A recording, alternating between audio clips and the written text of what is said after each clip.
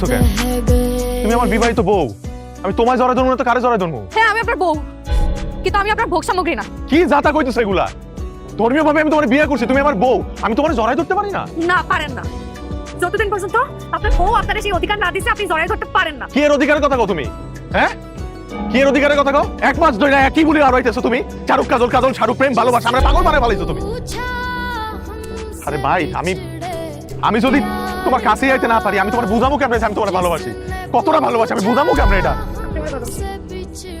আর বাকি দশটা পুরুষের মতন আপনারও একই খাবেশ, নারীর শরীর।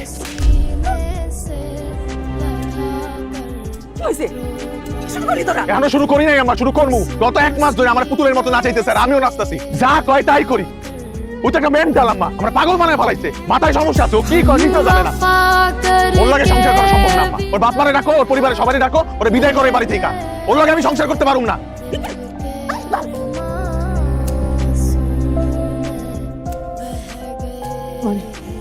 আমাকে শোন,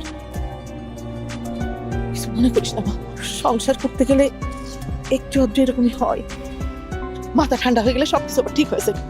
মা আমি চলে যাবো, বাবার কিছু বলার দরকার নেই, যা বলার আমি বলবো। পাগলামি কিছু